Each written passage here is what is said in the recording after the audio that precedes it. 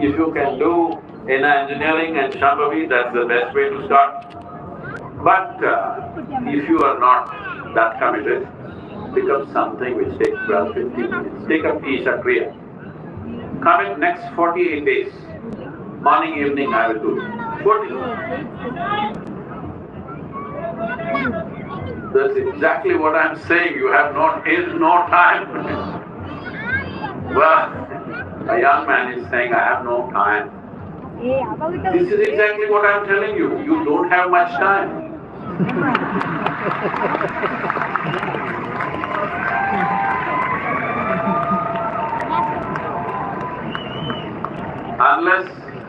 Unless you're a miserable mess. If you're a miserable mess, you have lot of time.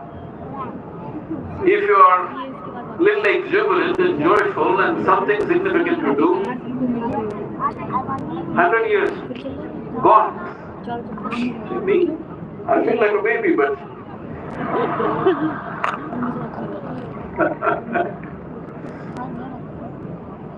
so time, there is no time at all to explore human potential.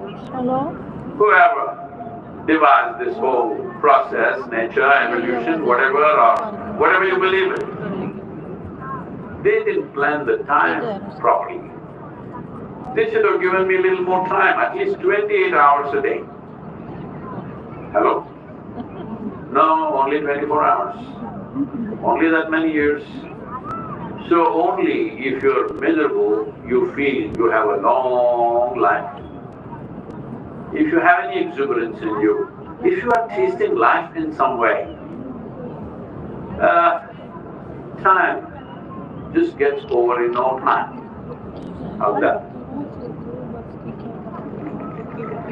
No, I'm talking about the stupidity of language. Time gets over in no time. Because time is a very relative experience, all depends how you keep yourself. It's not about the hour, it's not about the year, it is just how you keep yourself. If you keep yourself well, there is never enough time. But it's right that you said you have no time. That's a good reminder for yourself, you don't have much time. You better, if you're interested in this life, if you think this life is a precious one, if you think this is a valuable life, you must act now. That's why I'm saying 48 days, twice a day, some simple practice. In engineering would be good, but it will take some commitment to go through that. Isha Kriya is simple, 12 minutes a day, morning, evening. Just fix this. Because instead of taking up resolutions that will disappear by tomorrow evening for most people, do something that is concrete and you're doing it. It's something that you have to do. If you say, I'll give up my anger, I will do this, I'll do that, I know where it will go. But morning, evening, I'm going to do this simple practice. It's a simple way of fixing it. Now, what is this enhancement of life? This happens.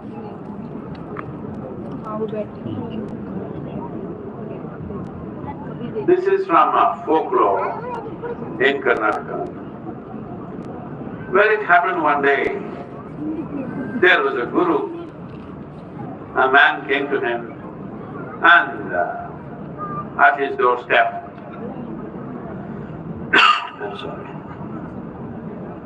he came and said, "Oh master, I have a son who is 20 years of age. He's good for nothing. He's a donkey. And this donkey, can you make a man out of him, something out of him?" The guru laughed and said, "Okay, bring your donkey, I will make a man out of him." On the street, a dhobi was passing. For those of you who are not from Indian origin, a dhobi means a washerman in India. Traditionally, Indian washermen always used a donkey as as their pickup truck. All their cargo or clothes were always transported on a donkey. And he heard this. Wow, this man is going to make a donkey into a human being? And I don't have children. This has been my only grouse in my life. I don't have a child, I don't have a son. And then, as soon as the other man left, the dhobi came and knocked on the Guru's door and said, "You have to do this." He held on to his feet and he said, "You have to do this. I have many donkeys.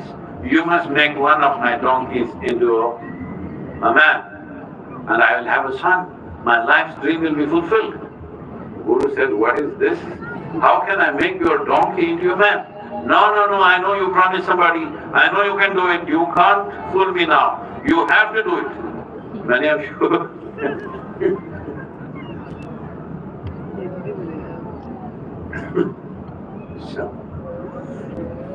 So the Guru tried to dissuade him in so many ways, but every day in the morning, the dhobi was at the Guru's door. "You have to make one of my donkeys into a man. I need a son. Please, don't say no." After a few weeks, not able to bear this man's thing, he said, "Okay, bring your donkey, let's see what we can do." So he went home and looked, which is the most handsome donkey. Come on. Donkeys can be handsome too. Most of the time they are. So he brought the best donkey and gave it to the Guru and he said, "When can I collect my son?" He said, "It will take 90 days. 90 days? I thought you can do it in a day. How long did your mother take? 9 months. 90 days is okay, go." So the Guru's idea was 90 days means this guy may forget or lose his focus. Something will happen, and many things can happen in 90 days. So he took the donkey into his barn and on the dot, on the 90th day, the dhobi was at his door with garlands ready. The Guru saw this and he didn't expect this. He thought he had forgotten about this thing. Then he said what to do. "Where is my son? Where is my son?" "Oh, your son, when I converted the donkey into a man, he came out as a grown-up man and he walked away to a village which is 3 days of walk from here. And there he's become the head of the village. This is the name of the village, this is the name of the man." Immediately the dhobi set forth. 3 days walk, doesn't matter. He wants to find his son. He got there, inquired, "Where is the head of the village?" Somebody pointed out where he is. He went there and he said, "Oh, my son, how are you doing? Come on, let's go home." The man said, "What? Who are you?" He said, "I know, it just happened like that. You are a donkey." He said, "What? You're calling me a donkey?" He said, "No, my son, you look like your grandfather. You resemble." You've seen this always, whenever a child is born, which is just like that, like a tomato. People say, "Oh, look at this, it resembles me." Every father, every mother doing it all the time. Grandparents, of course. So you resemble your grandfather so much. Please, let's go home. That man said, "Who is this fool? Take him out." So people came, thrashed him nicely and threw him out of the village. So the man became totally bitter and dejected. He walked all the way back 3 days, came to the Guru and said, "That wretched son of mine, he has no gratitude. He was a donkey and I made him into a human being. He has no gratitude. It's best not to have children."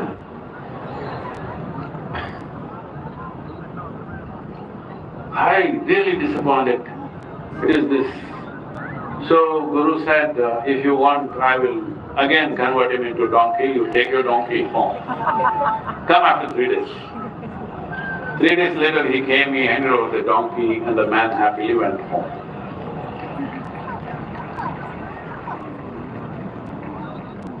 You must understand, if you are a donkey, we can't make you something else. We can make you maybe a little stronger donkey, a more disciplined donkey. Maybe we can do little makeup, decorate you a little bit, that's about it. But once you come as a human being, there is no limit to what you can become. Do you want to explore this, or do you want to do tidbits with your life? This is a choice that you have. I would like you to spend this night thinking about it. What is it? Forget about what is possible and not possible. What is it that I would like to be? When I say what is it that I would like to be, don't think in terms of world, I want to become the president of the world. That means you're a little lost, okay? At least this much, how I want to be. Whatever is your idea of the most wonderful human being, your idea, don't go by my idea. Your idea of what is the most wonderful human being that you can be, write it down. And also write down 5 things which are not allowing you to be that. Handle these 5 things. 2024 will be a great year for sure, for you.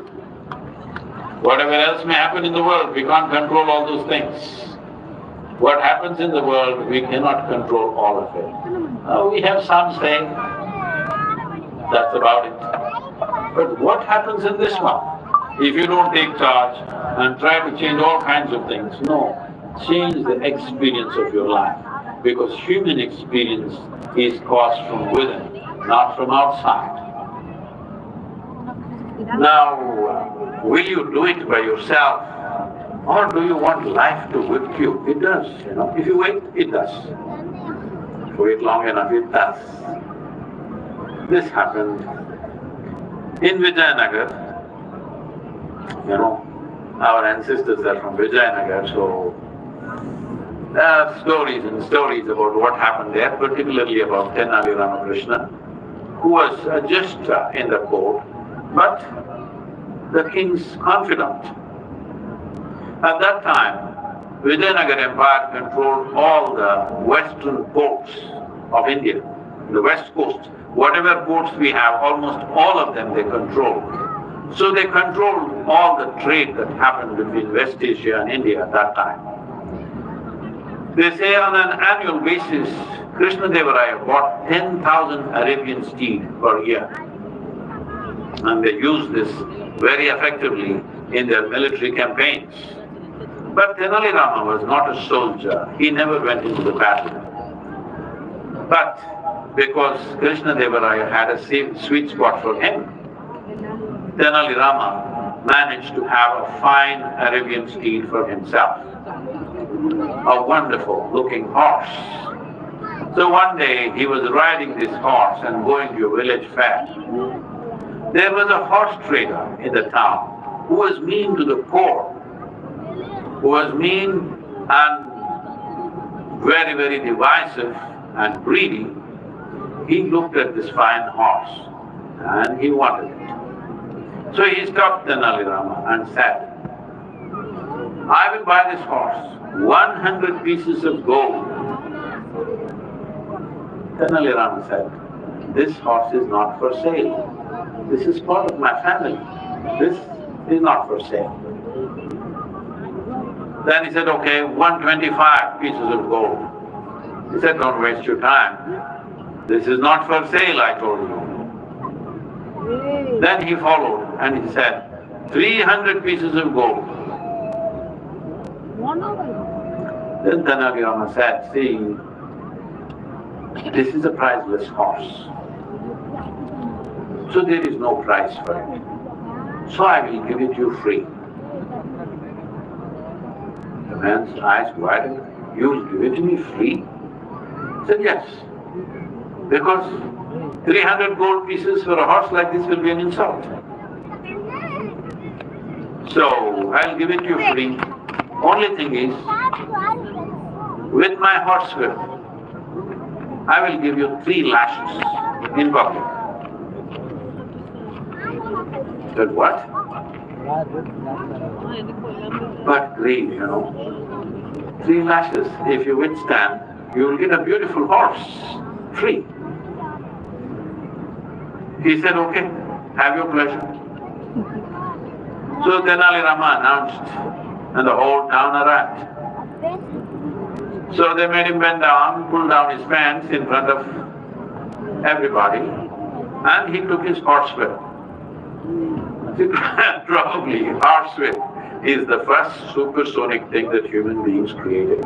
When you whip it, you break the sound, speed of sound. So Tenali Rama practiced for some time, and then he was waiting, and the whole town was eager to see how he will be whipped, because he is greedy and mean to everybody.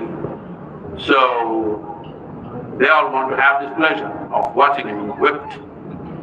So one lash, he cut through the skin, and the man screamed, and he thought he will run away.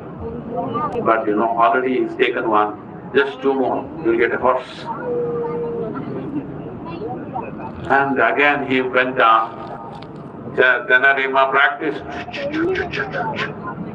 And the next one, he screamed and said, oh, enough, I don't. He was about to run away. Then he thought, already he's taken 2, just 1 more. All right, he held on, gritted his teeth and bent down. He waited and waited, the lash didn't come. Then when he turned back and looked, Tenali Rama had wound up his whip, tucked it in, and he was getting onto his horse. He said, finish the 3rd one. He said, no, I will do the 3rd one whenever I feel like it. Till then the horse belongs to me.